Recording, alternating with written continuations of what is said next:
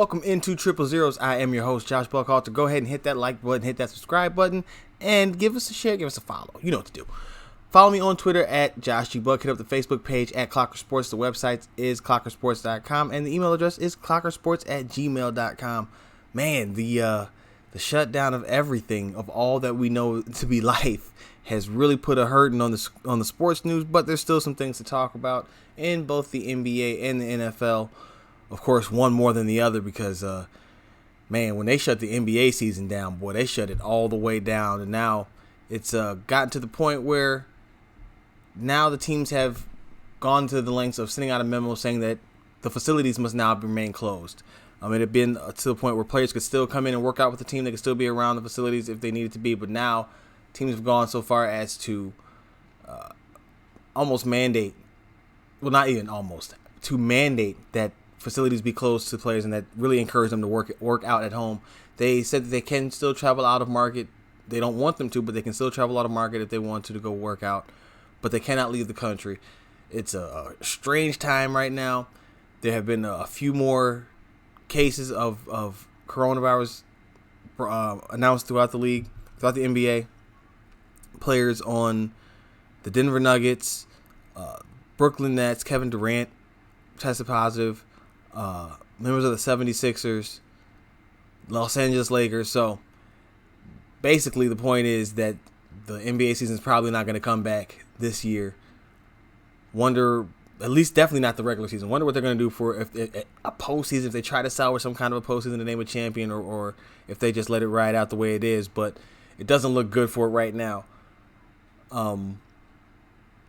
As far as what I think they should do, I mean, it depends on how quick everything gets back to normal, honestly. I know that's the easiest out ever, but there is no simple answer here in terms of how to get things back on track. There's no way they're getting the regular season back. I don't think there would be any reason to even try to risk it. Maybe, again, I think I said this a couple of episodes ago, maybe you try to get a couple of exhibition matches in there to get everybody loose again, but you don't want to have them out there for any extended period of time where they could risk injury after being shut down for so long. So I think, if anything, you do whatever you can to get them back, or to get the playoffs started as soon as possible. Again, that's assuming you have an opportunity to even play any games this year. So, but shifting gears, I did write a piece for Pippen Ain't Easy, shifting a little bit more local to the Chicago Bulls. And, you know, if the season were to start today, the Bulls have their odds. They are slated to get the number 7 pick again. It would be the third consecutive year that they got it. It would be the 4th pick that they have on their roster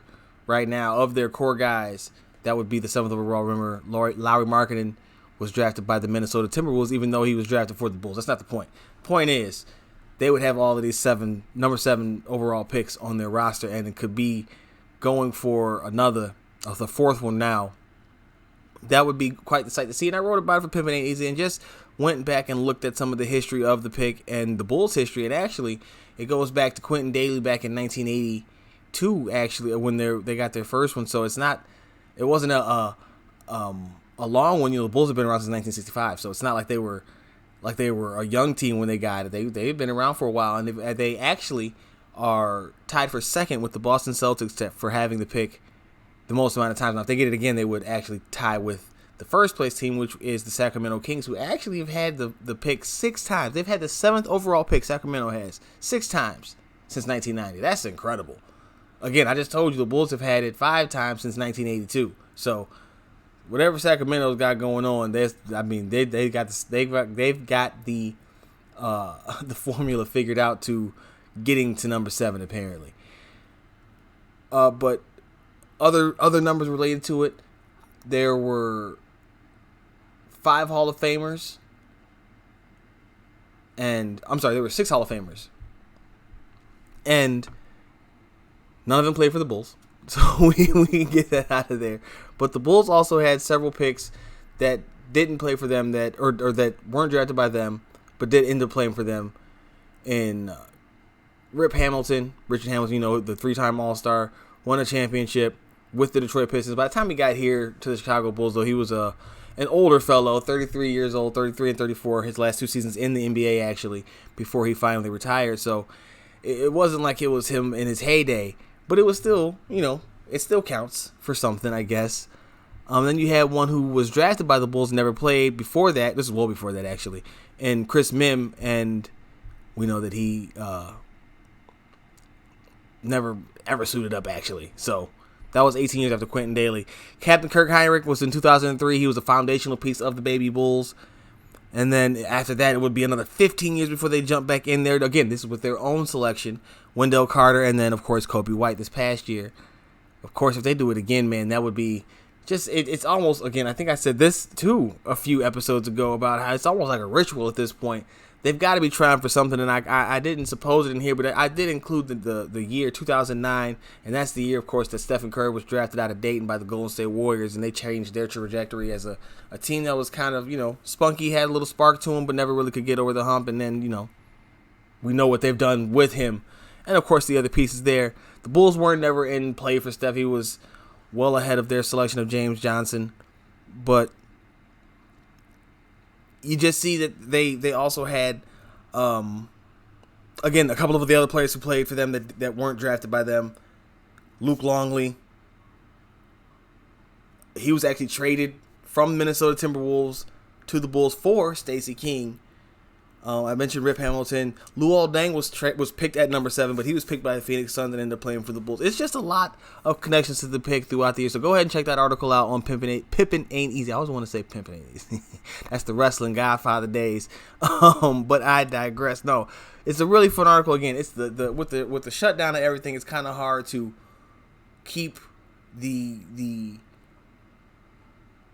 hypotheticals going because you run out of so many. I actually have another backup, so don't worry. I have the next piece working up as we speak. But it is kind of interesting seeing the kind of things that you come up with when going through it without any basketball being played and so much time to go. Don't even have a complete video log to break down any of the incoming rookie class. So that'll be something to keep an eye on because it's just going to be tougher and tougher to evaluate exactly what it is that we are. What the Bulls could be looking for, or what they can expect to get out of a certain prospect without seeing them again in the tournament that has been canceled. That's so sad. But this article was meant to just have a little fun, look back at it, because it starts off with most consider the number of somebody to be lucky. For Chicago Bulls fans, those are quickly becoming a damning mark of stagnation, and that's the gloomiest line in the entire thing, and it's just telling you how man, it gets kind of tiresome hearing it. Hopefully, they can get a Hall of Famer. I mentioned that there were 6 Hall of Famers taken number 7 overall: Dick McGuire, George Yardley, John Havlicek, Pat Riley, the great Pat Riley, Bernard King, and Chris Mullin. So there's a chance the Bulls can get. It's not a lot of them, but it's a Hall of Famer, so this should be rare. There's a chance the Bulls could have a Hall of Famer there, and there's some good names for them to have to emulate in that group, and of course of the guys who didn't make it as well. But you just, man. It's 4 in a row or 3 in a row.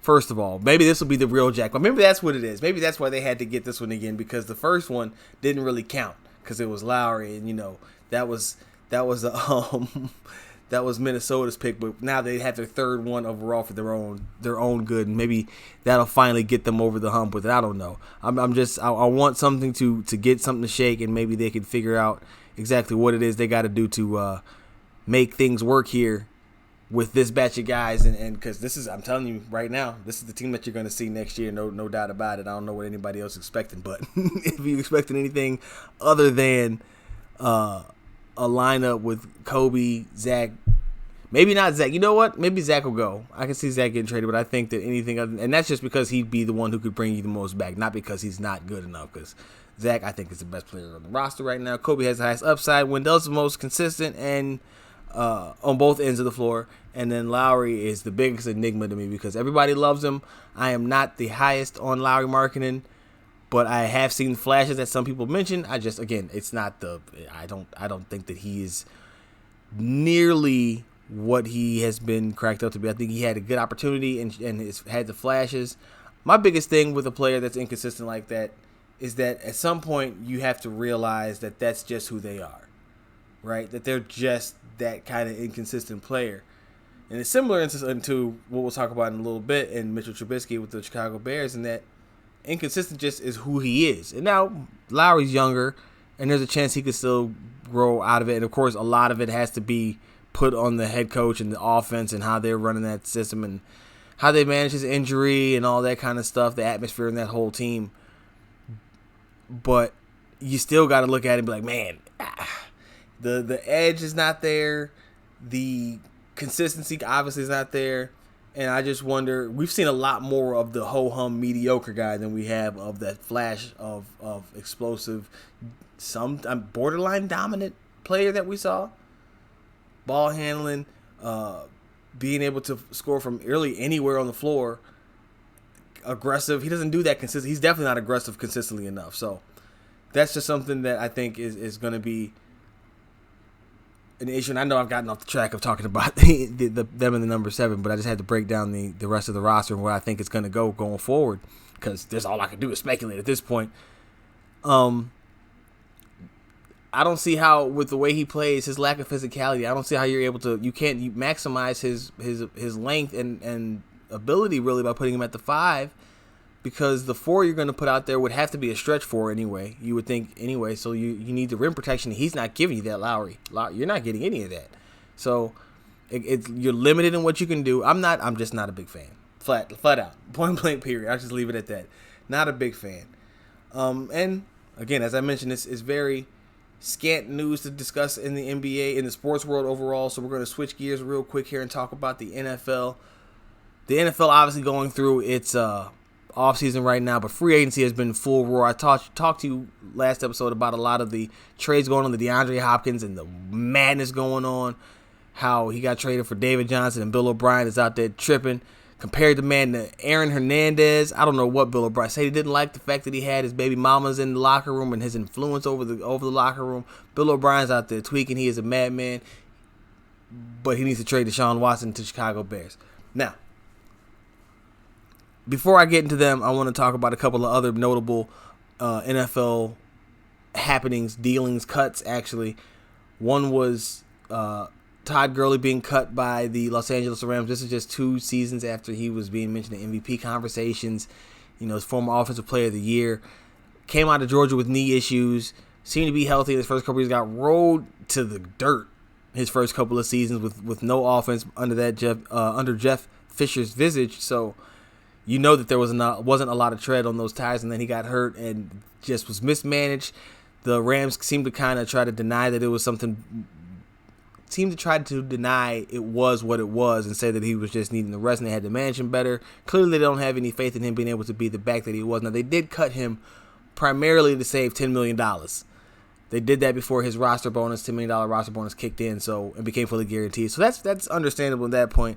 And to be honest with you, paying running backs hasn't worked out for anybody recently, and I'll be keeping an eye on the situations with Le'Veon Bell in New York, because they were already talking about trying to trade him last season, with Ezekiel Elliott in Dallas, and then you got another free agent running back and Melvin Gordon who can't find a home. No one seems to want to pay him, and the market for him is being suppressed. Now, he admitted earlier on last year, he came back to play some last year, but he admitted last year that he miscalculated and it kind of backfired on him holding out. Well, I'm not sure that it would have mattered, to be honest with you, just because there's not really a big paycheck waiting for a running back right now, especially one that benefited a lot from being in the offense with a quarterback like Phillip Rivers and a lot of weapons around him. Now, if he were to go to a place like, say, Tampa, he would still have those things, but we just know that there's no reason for them to overpay because his services aren't that high in demand. With Gurley, it's interesting because the injury thing is going to be haunting him for a while. Again, it bugged him coming out of college. So people were surprised when the Rams took him as high as they did. But then when you see that he is back out there now for further injury woes or concerns, and he's got, these are NFL level injury woes, now it's kind of it's worrisome because how long does he last? He's not going to get a big deal. He's going to have to prove it. He's going to probably split time, which is best for him anyway. So where does he go? Now, I could see him being more of a bad factor in Tampa than Melvin, only because I think that his shiftiness and ability to find the end zone. Now, Melvin can find the end zone too. So I don't want to say it like Melvin is unlikely to fall. I just think that maybe Gurley, because he could be more cost efficient. The hunger there, the heights that he's reached. I just think that might be something that would work for them down the Tampa. Again, either one of them could work. Other considerable deals being made. Bears news, because I'm coming there anyway, so I'm gonna get to it right now. Some Bears reserves moved on, not reserves, starters. Safety Clinton Dix signed a 1-year deal with the Dallas Cowboys. It's notable because he was rumored to have been a potential return candidate, with the Bears having limited funds and spent a lot of their money elsewhere, which I'll talk about briefly or in a brief moment here. Aside from that, you also had Cornelius Lucas, swing tackle, who actually filled in late in the season for Bobby Massey and did a wonderful job, in my opinion. Signed with the Washington Redskins. Guys are just going left and right. Talked about Nick Kwiatkowski last episode. And evaluating what Pace has done, and I'll go into it a little bit more in depth in a moment, but evaluating what Pace has done, there's two ways I can look at this. And he's either all in, confident on the group that he's built, and I'm sure that there's some of that no matter what the alternative could be. He just has that belief that he's built the group, he just had to get it to all come together in the right way. And then the other part is that he's hamstrung by management or by ownership that won't let him make too many major moves.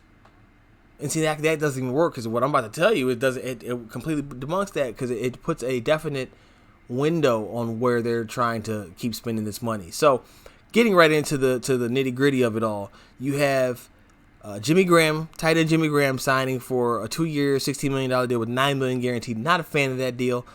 I'm not sure if I discussed it on the last episode, but that's just an overpayment for a tight end who, while more productive than all the Bears, I am not going to deny that in any way, shape, or form. He has been nothing special, and he is definitely nothing of a blocker. Has no interest in blocking and is a threat in the red zone, but you got to get to the red zone in order to become a threat in the red zone. And even still, the quarterback has to give him the ball, and that depends on who's on the center, and we'll talk about that. We'll save the best part for last, obviously. Graham comes over from the Green Bay Packers. Hasn't been the Jimmy Graham that you might think of when you hear the name for quite some time, so the $16 million is interesting. 2 years, the $9 million guaranteed is interesting. But most interesting to me of all of that, and I wrote about this in Last Word on Pro Football, in Chicago Bears offseason deception or desperation. You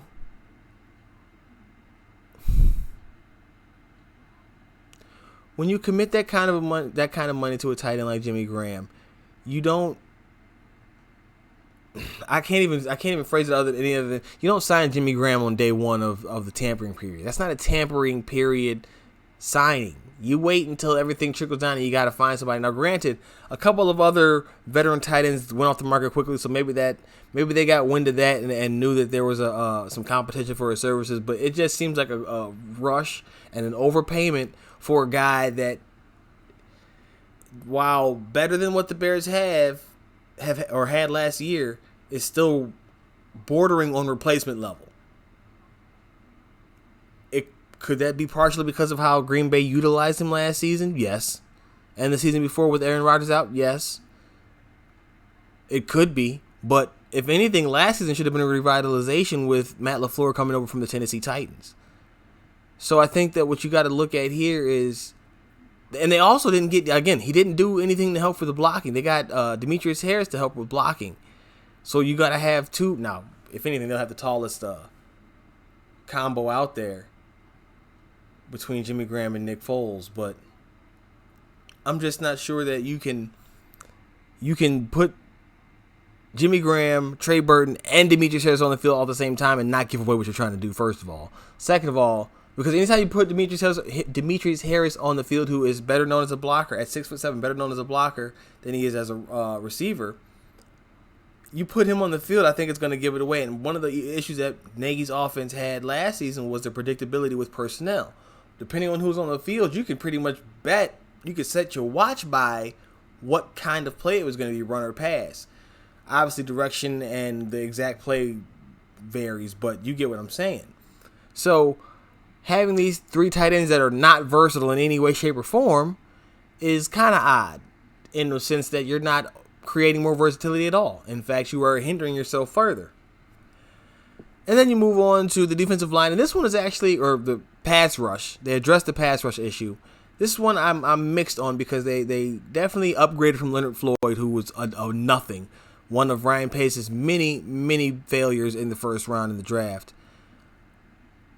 They released him. He ended up ultimately signing with the Los Angeles Rams, the former team who the Bears signed to replace Leonard Floyd, and Robert Quinn, who signed a 5-year, $70 million deal with $30 million guaranteed. Now, that's notable because, he'll be 30 when the season starts, and he's not that far removed from being kind of ho-hum down in Miami. Now, it was Miami, and there was nothing around him. He and Cameron Wake, I think he led the team a couple of years ago in 2018, Miami, with 8.5 sacks over half a sack over Cameron Wake in that year.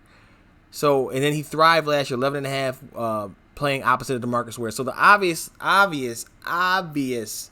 line of thinking here is that playing opposite of Khalil Mack, he'll be able to win some one-on-one matchups. And he's had the highest pass rush win rate, favorite new stat I think this season.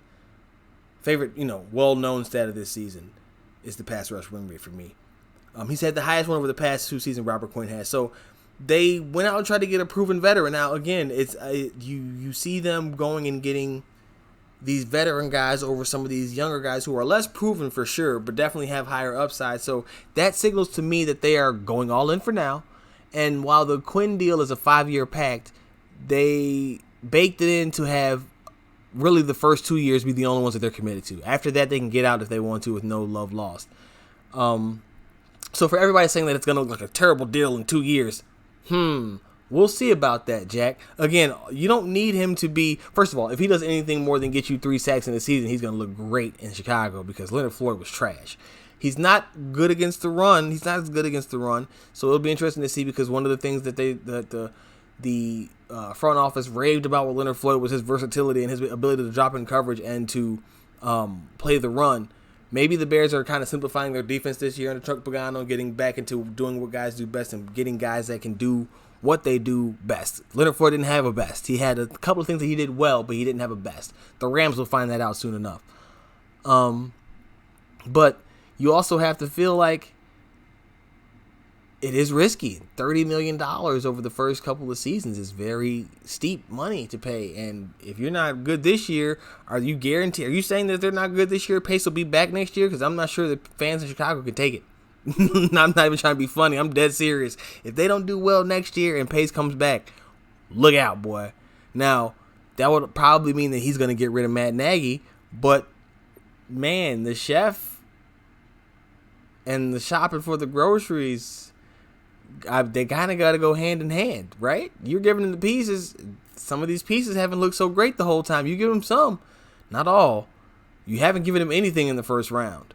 Roquan Smith is looking good, but we'll see. He had a little hiccup this past season. He finished strong. We'll see what he does in year 3. The Bears are in a very precarious spot. And that explains partially why they went out and got this next free agent or traded for their new, I'm going to go out and say their new starting quarterback in Nick Foles from the Jacksonville Jaguars. Now, if you've been following this whole thing, I've been talking the whole time that I did not want Andy Dalton. I did not want Marcus Mariota. I did not want Alex Smith. Case Keenum, get him out of here. But I also did not want Nick Foles. And to put it simply, it's because he hasn't been successful outside of Philadelphia. Now, granted, those were with coaches that the Bears have brought in Bill Lazor and John DeFilippo, who was his offensive coordinator last year. Nobody wants to bring that part up. How he was so great with Flip and in Cincinnati, and he was great. Well, he wasn't great in Jacksonville with him as the OC. Now he didn't get to work with him as closely as he will this season. But I mean, you can't overlook what happened in Jacksonville with Foles failing to hold off a 6th-round rookie in Gardner Minshew for that job. Now, granted, Foles got hurt, missed a lot of the season, and by the time he came back, Minshew would kind of show that he had the ability to kind of stick around in the NFL. We'll see if he can play as in be a starter, but he can definitely hang around as at least a backup. That's his worst case scenario. He can hold a clipboard for a while, and be ready in case of a pinch, give you a spot start.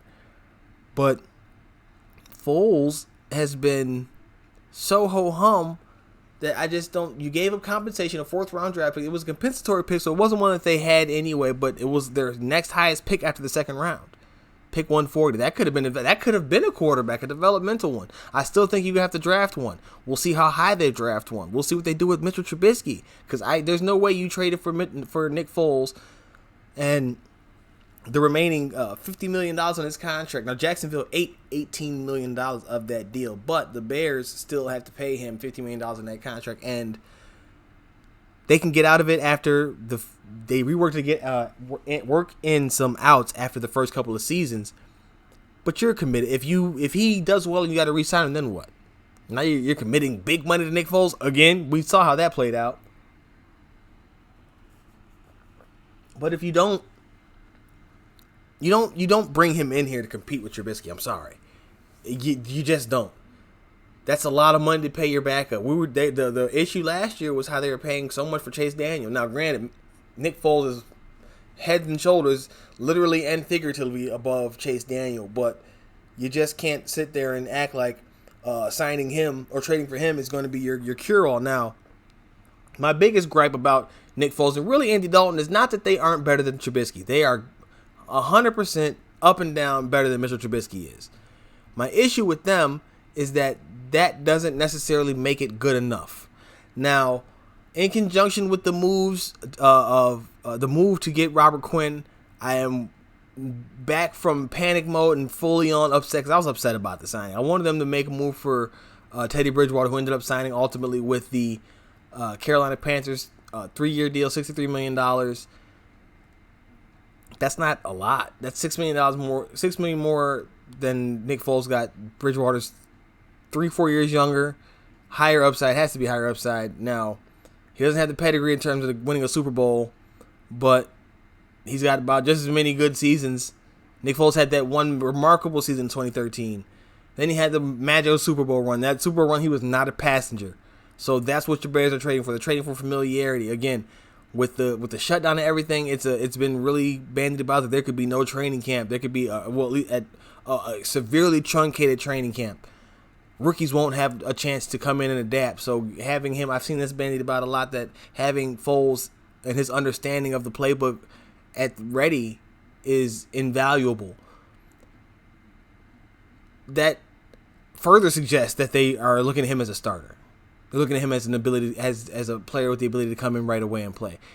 It also would hint that maybe they think that they're able to move Mitchell Trubisky. I don't think you don't bring in a starting quarterback in Foles unless you are planning to you're planning to move on from Mitchell Trubisky. Now, could they have him here for a mentorship role? That's possible, but Trubisky will be entering the last year of his contract. They won't be picking up that option, and there's no reason to spend that kind of money on a Mitchell Trubisky anyway. So don't see it happening. I think he gets moved or gets cut. I doubt he gets cut, but he'll probably get moved for a late pick, and Foles will be your starter, and the Bears will draft his backup and develop that guy.